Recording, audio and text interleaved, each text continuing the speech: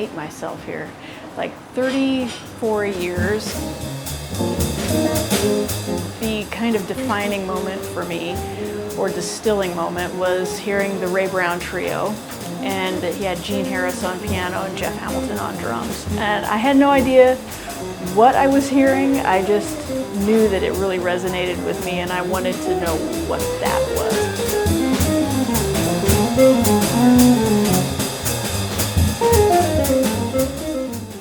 I grew up in Falls Church, Virginia, and went to school at the University of Maryland School of Music, so I've been here my whole life. And I've been active on the jazz scene in DC for the past 14 years or so. As I started understanding and listening a lot more to Charles Mingus, Miles Davis, Coltrane, and I really fell in love with jazz as a genre and not just a fun thing to sing or fun style of singing. My father loved jazz. I mean, pretty much in the house, we had control of the whole hi-fi and everything. But when we got in that car, it was straight ahead bebop and we couldn't do anything about it.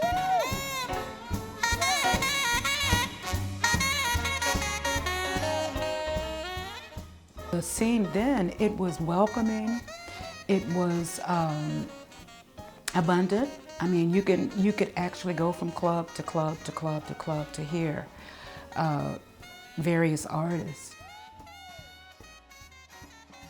You'd think people would leave and go to New York or leave and go to Philly or something, but a lot of people stay here because they can make a living here. That's what I decided to do too. We're carrying on here. I'm trying to keep up the tradition of the good quality. Well, you still have, Sir Duke Ellington, who was born and raised here in Washington, D.C., laid the groundwork for excellence as far as his band, his whole professionalism, of course his music. And D.C. is part of that, during that time, was part of the old Renaissance, just like Harlem and in Baltimore. So there was a link that went from D.C. all the way to New York, and they were intertwined. And so I think that I was born when I was born to try to keep that kind of vibe alive.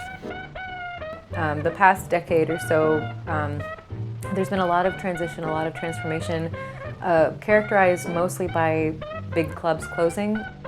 That was my very first gig I ever had in the area, was playing at the Bohemian Caverns. And I just remember, not really knowing the history of it until much later. But it was just, it was really sad that it, because it was one of those iconic places, that went under.